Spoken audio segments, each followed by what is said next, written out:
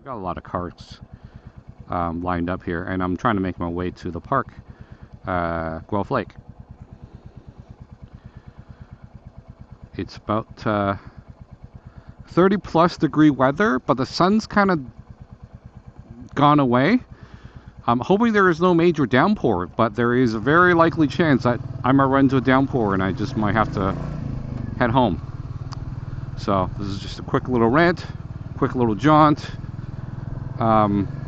We'll see how far we get with this, but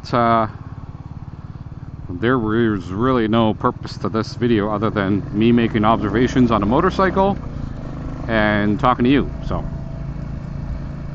it's surprisingly busy here in Guelph, Ontario, but there's a lot of hit a rock, little one off my head. Surprisingly very little what are you going to call it, like surprisingly a lot of construction, and I guess it is peak construction season. It is terribly hot, but the sun's gone away, and hopefully it stays that way for a little while at least, but I do feel like it's cooling down heavily. I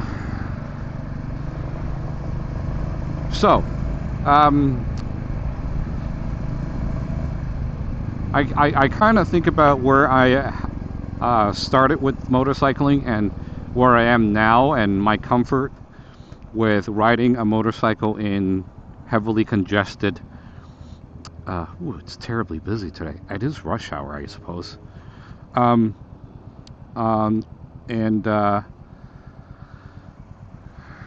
lot of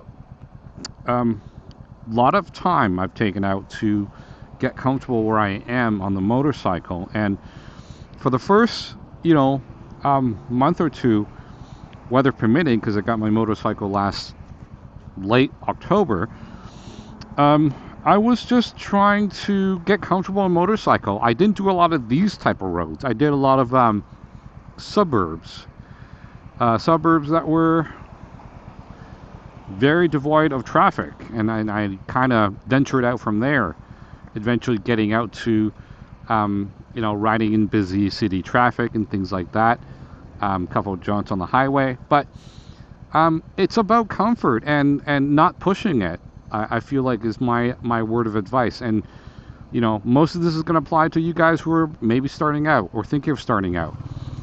I'm not trying to be like a motor vlogger or anything. I'm just kind of genuinely talking about my experiences with learning, getting on a motorcycle, and having these fresh perspectives on motorcycling and thoughts.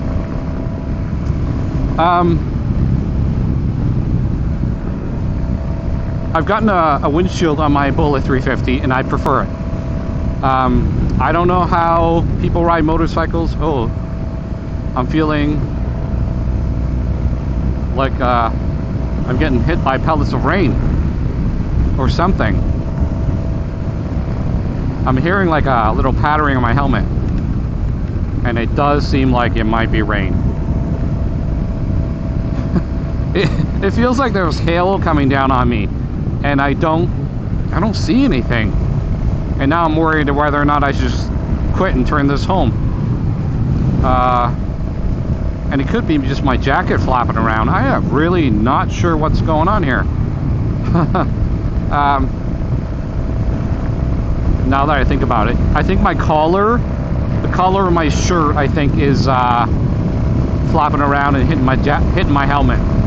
So that's fine. Let's continue on.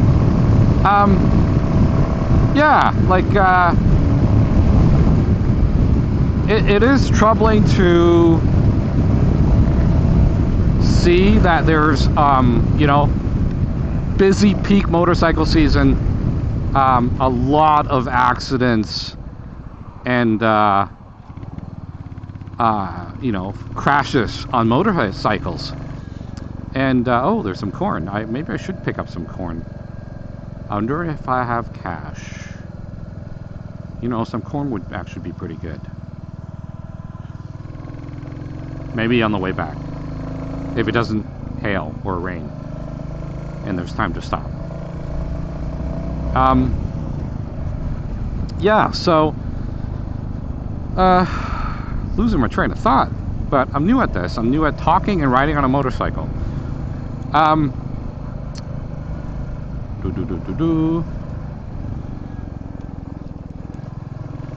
Maybe I'll just ramble on how I'm getting along on this bike, but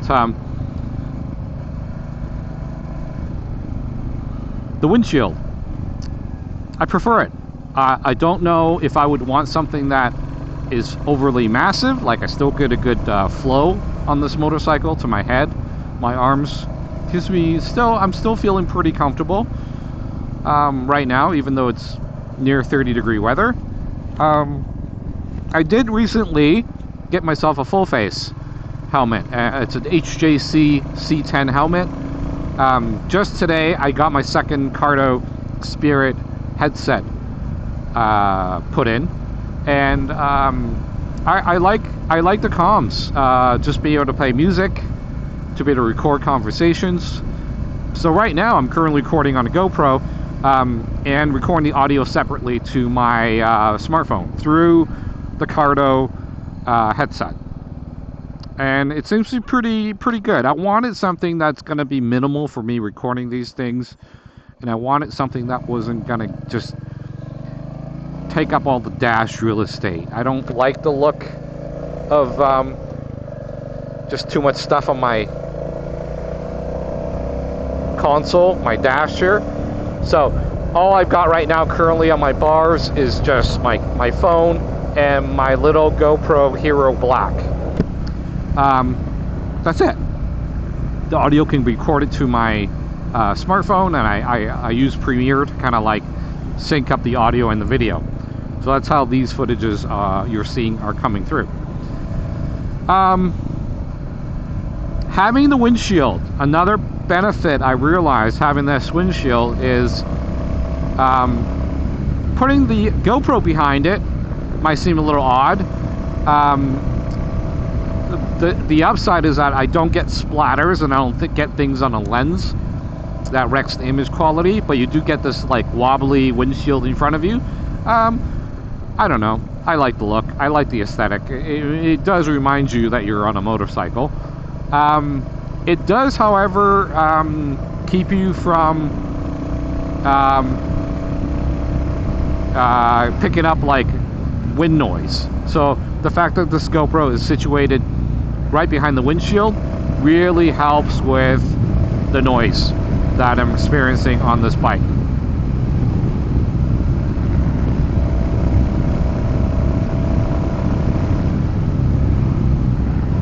I'm gonna take a little leisurely ride through Guelph Lake and maybe talk about Guelph Lake.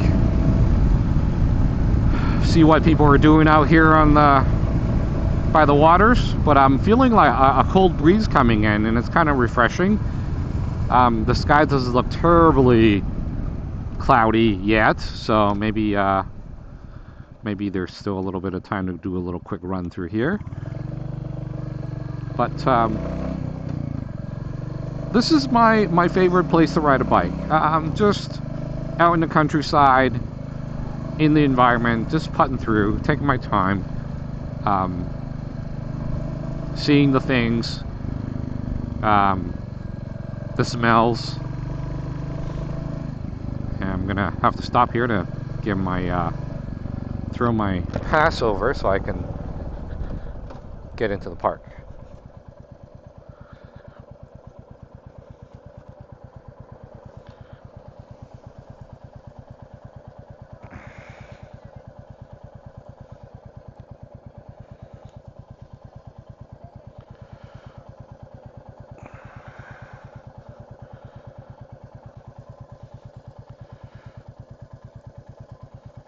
I've got a pass. I'm good? Thank you.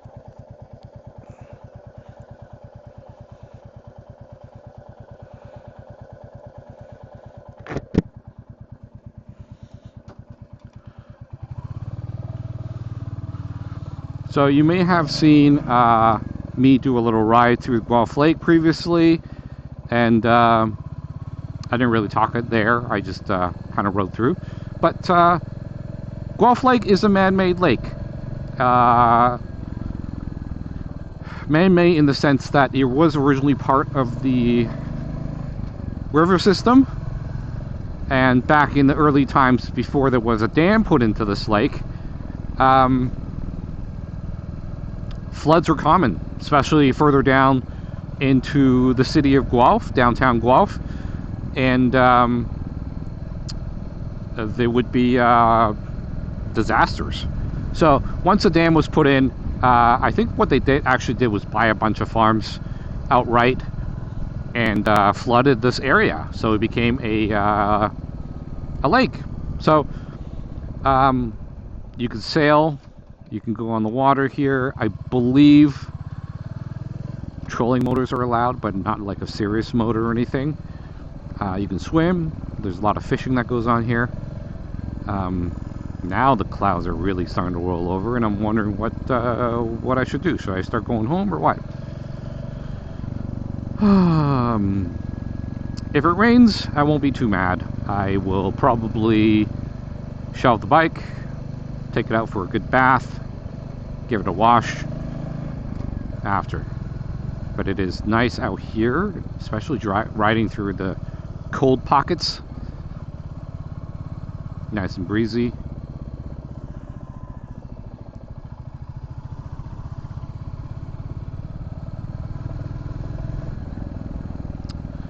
So what else is there to talk about? It is deep in the summer, and I start teaching again in a month. Less than a month, I guess. So I'm trying to enjoy the rest of the summer here, and it's been going pretty good.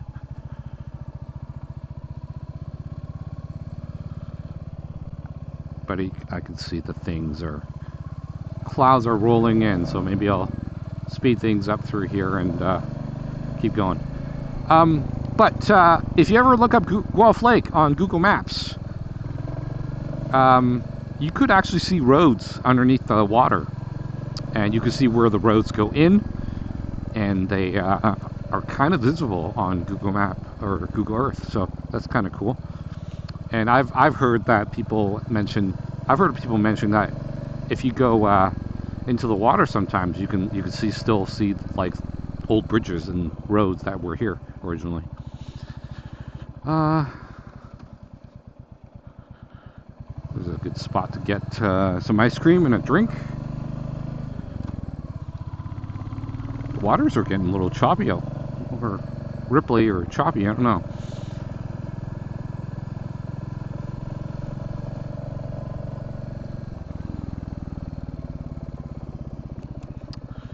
What's interesting about riding the Bullet is there are pockets of East Indian population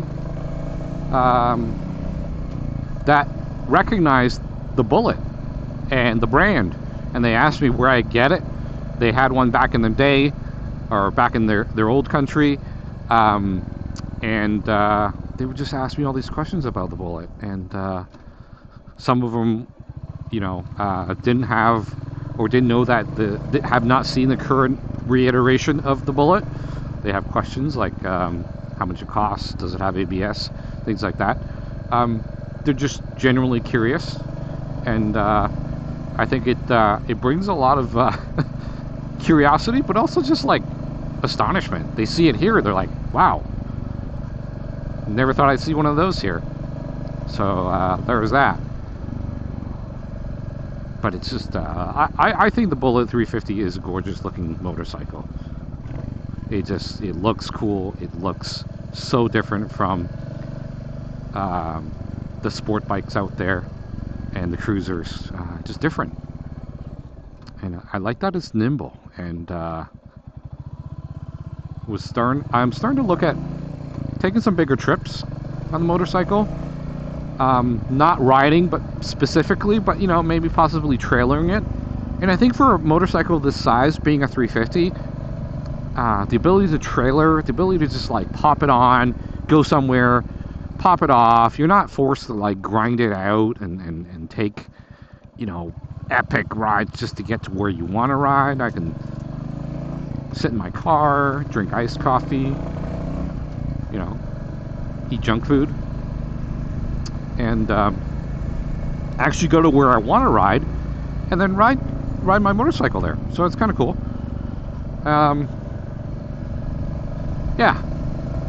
So possibilities for these. You know, I get that these are not highway slayer rides, but hey man, if you load it on a trailer, take it out for a, you know, 8-hour drive, you still probably have energy to go for a little more of a ride when you get somewhere where you actually want to ride. You know, take advantage. It's not a heavy motorcycle. It's so easy to maneuver and handle and do things like that.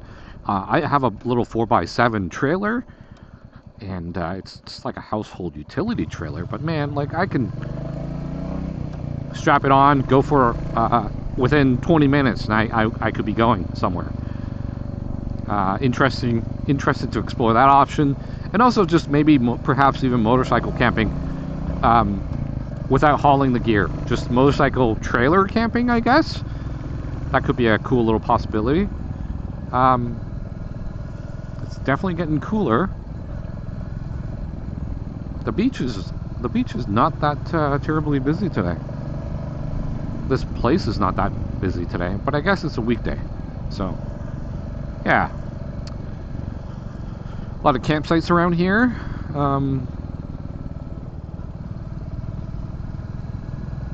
Everyone's gone for the week, obviously. There's barely anybody out here. A lot of garbage, so.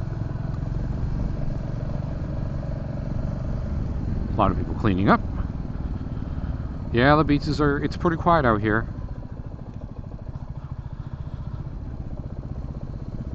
That was funny. I rode through here one time earlier this summer, and I saw a family just out by the water here, and they had dunked a picnic table into the water, and kind of like in one of these, kind of made themselves like a little swim up bar, which was like a great idea.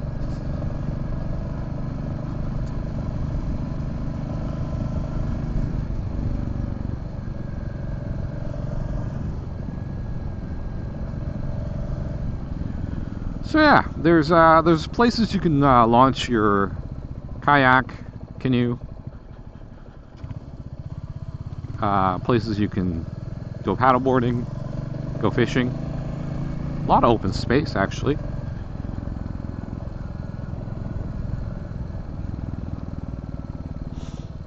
It is getting much cooler now, so I think I might start making my way back. Couple of weird observations about this motorcycle. I knew this. I told you this is going to be a rant and very all over the place. But a week ago, I decided to put premium fuel in this bike. It was maybe about a quarter full, and I topped it with all premium fuel at the local Costco. And this is like right after my 6,000 service, and right after a huge ride, not a huge ride, but like a couple 100-kilometer ride, and no issues. And then I took the motorcycle to my local Costco and filled up premium gas. The next day I realized, and I noticed it was idling a little high, and it didn't occur to me with the gas. It didn't occur to me, the whole gas thing. But it seemed a little weird, and I was like, well, was it the service that kind of mucked it up? Because they did pull the spark plug to look at it. And then I was just trying to figure out what the heck's going on. So it would, in essence, just idle a little high. Like, I don't even say rough. It was just like a little slightly elevated idle. It could be a little jerky in your first gear with that like rough idle. I couldn't figure out what it was, and then I realized, okay, maybe it was the premium gas. So with the premium gas, I don't know if it was in exactly that, but it did occur from time to time. And I've been doing this thing where I it would drop a few bars, and I top it back with like regular fuel. I read up on it, and it seems that they claim the bullet might have issues regulating and keeping it smooth if you put in premium fuel. I don't know that for sure. I don't know how these bikes deal with premium fuel. Maybe it's not even the issue. Maybe my issue lies somewhere else. I don't know. So, if any of you guys are on motorcycles that take regular but acts weird on premium, let me know. Is that a thing? I don't know. Like, I'm trying to figure out. I know the Bullet is not a very heavily. It's not a sophisticated motorcycle, but like, I don't know whether or not that's the case. But it seems to have lessened. So, yeah. Seems to be behaving pretty normal now. And the rough idle has gone away. I've filled this up multiple times to top up. So I think the premiumness of the fuel has been diluted down quite a fair bit at this point. And I don't seem to have any more issues. So I won't be doing that. I won't be putting premium in here. And maybe that's just the bike not knowing how to handle premium fuel. And it didn't run like that all the time. It was just like occasionally it would just idle and rev, keep a rev fairly high, and I don't know why. No idea. Wish I recorded it, but no such recordings. So yeah, this is Grove Lake. It's got kind of cooled down a little bit. I'm glad I got out for a little bit of a ride, and maybe I'll take a trip out to get some corn. I think I have room.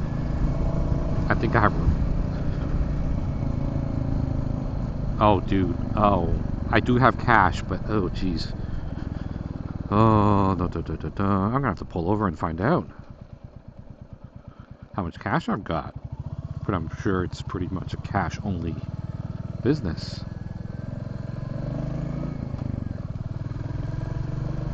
Okay, maybe I'll get to the stand. I'll check my wallet, see if I've got cash.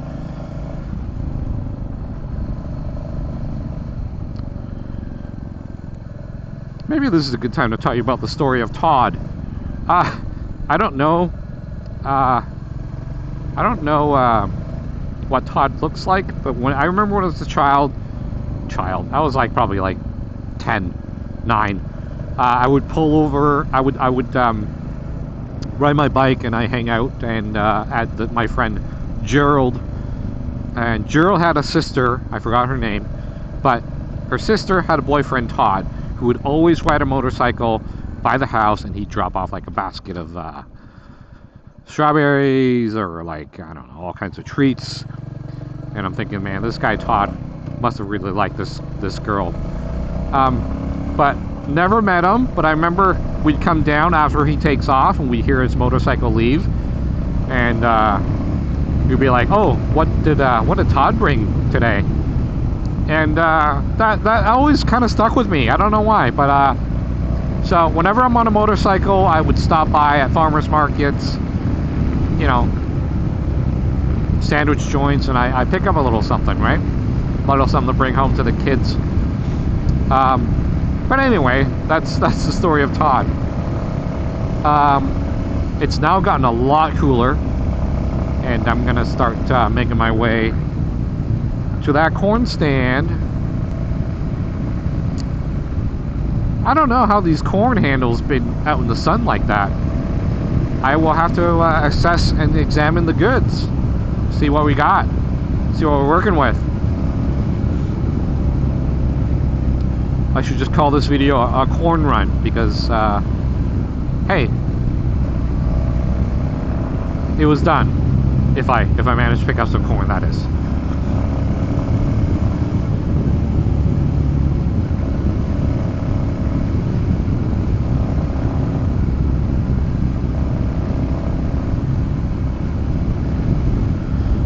So yeah, ooh, that car had some trim hanging off of the side.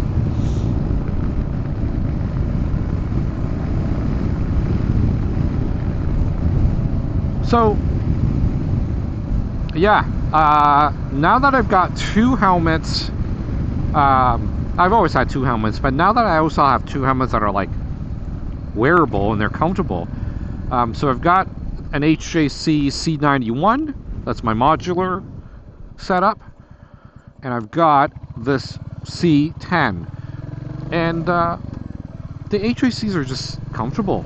I didn't want a premium helmet. I don't know if I'm going, terribly fast. I'm not riding on a racetrack. I just want a standard motorcycle helmet that was comfortable. And HJC seems to deliver on all those things, and they seem to hit quite a high mark for the money. So, and they fit well for me. So, the C10 and having these dual comm setups, dual headset, is really handy because I would like leave the house. Or decide what helmet I want to wear. The HJC C10 does not have an interior visor, so I have a smoked visor on currently, and or I can swap it out with a clear, but there's no in between. I can't really flip between the two. The modular is really good for that. But I do like the airflow on the C10. I like the lightweightness of the C10.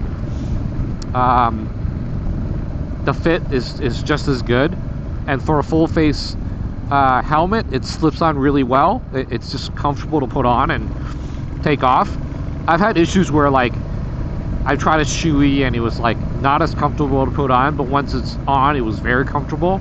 So everyone's head is different. I get that. It might be different, right? Here's the corn stand. Let me see what we've got. See what we got. It might be slim pickings here, man. Ooh. What do we got? Okay, they got prices. Let's see what we got.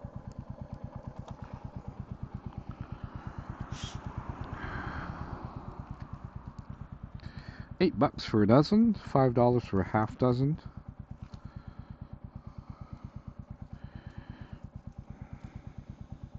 It's not looking too great, gotta be honest. I don't know if I could score a half dozen even. I mean, some of these look pretty good. Okay, I gotta check if I have $8. It's also gonna rain. So what's up with that? Where do I put the money? Oh, I see. Okay, I got a 5. I could get some corn. That'll work. 6 for $5. Let's see what I got. 1, 2, 3,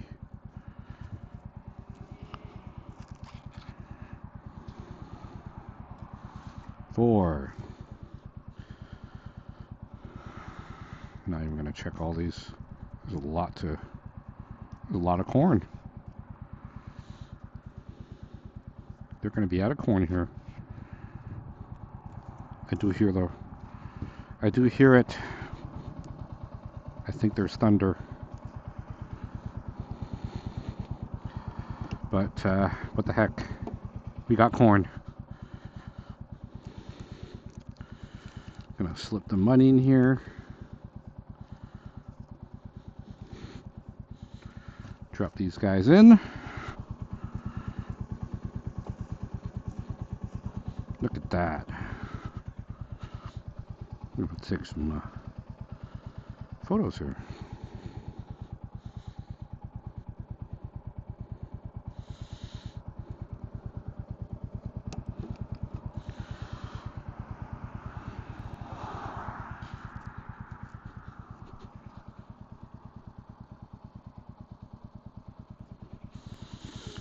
that's it. I am going to try and go home, try and beat this rain. Thanks for coming along, and I'll talk to you later.